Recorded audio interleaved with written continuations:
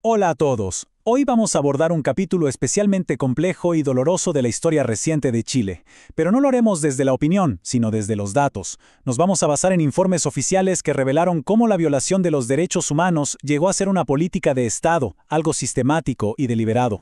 Y todo arranca con esta pregunta, que es clave. ¿A qué nos referimos exactamente cuando decimos que estas violaciones no fueron hechos aislados, sino que eran parte de un sistema?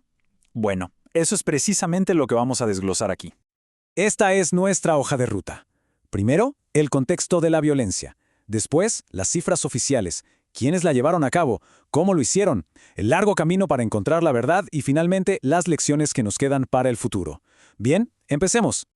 Lo primero y más importante que hay que entender es esto. Fue una política de Estado. O sea, no estamos hablando de excesos individuales o de errores aislados, sino de una estrategia completamente coordinada y dirigida desde el poder para perseguir a quienes pensaban distinto. Y aquí es donde encontramos una contradicción tremenda.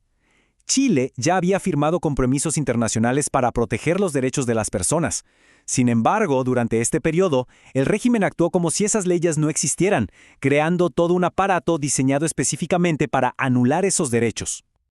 Ahora sí, pasemos a los datos duros.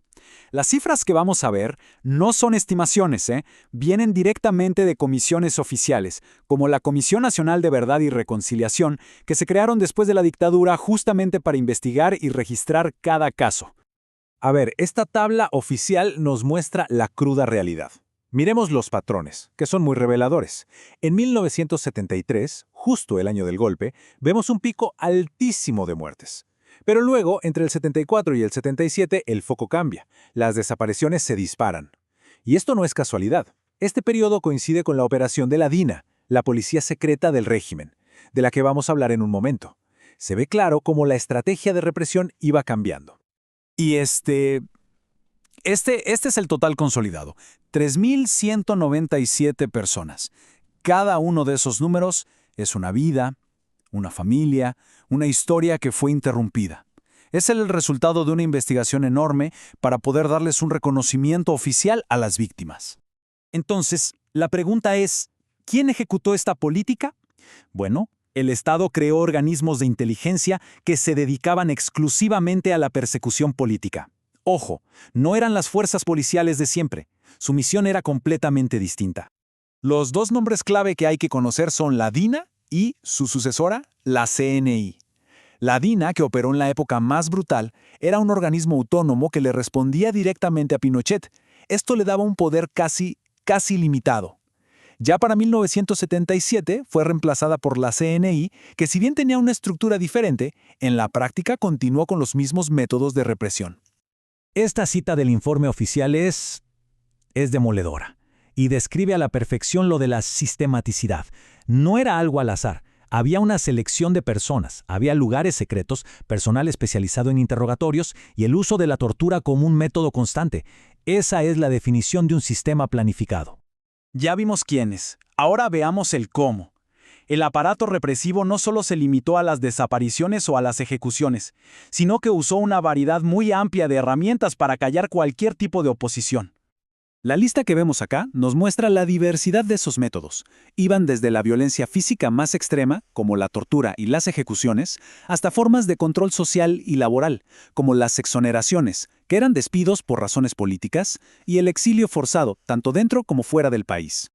Vamos a detenernos un segundo en este término. Relegación era una forma de castigo que consistía en mandar a una persona a un lugar lejano, aislado dentro de Chile, separándola de su familia y de su entorno, pero bajo estricta vigilancia. Era, en pocas palabras, un exilio dentro de las propias fronteras. Y esto es quizás de lo más grave. ¿Qué pasaba con la justicia? El sistema judicial, que se supone que es el último escudo protector de la gente, simplemente no funcionó. Los recursos de amparo, que son una herramienta legal para proteger a los detenidos, se negaban una y otra vez. Los jueces no investigaban, y esto garantizaba una impunidad total para los represores. Cuando volvió la democracia, empezó un proceso larguísimo y muy doloroso para sacar a la luz todo lo que había pasado. Y no fue nada fácil, ¿eh? Significó enfrentar una verdad que había sido negada por años. Como se ve en esta línea de tiempo, la búsqueda de la verdad no fue cosa de un día. Fue un proceso largo, continuo. Desde la primera comisión en 1990, recién recuperada la democracia, hasta otras comisiones en los años 2000, cada informe fue una pieza clave para armar el rompecabezas completo de lo que de verdad sucedió. Y esto es algo fundamental que no se puede olvidar. Que el Estado reconociera oficialmente estos crímenes no fue un regalo. Fue el resultado de la lucha constante y valiente de las organizaciones de derechos humanos y, sobre todo, de los familiares de las víctimas, que nunca dejaron de buscar a sus seres queridos y de exigir justicia. Al final, todo este recuento tan doloroso nos lleva a reflexionar sobre el futuro. ¿Qué lecciones nos deja esta historia? ¿Y qué responsabilidades genera para la sociedad y para el Estado? Esta última cita del informe es clave. El impacto de la violencia de Estado no terminó con la víctima directa. No, se extendió a sus familias, a sus comunidades y generó un trauma que ha durado generaciones y que cambió por completo el tejido social del país. Y bueno, cerramos este análisis no con una respuesta, sino con la misma pregunta que nos plantea el material de origen. Porque claro, comprender el pasado es el primer paso, pero el verdadero desafío es cómo construir un futuro donde la protección de los derechos humanos sea un compromiso inquebrantable del Estado y de toda la ciudadanía. Una reflexión que, la verdad, sigue más vigente que nunca.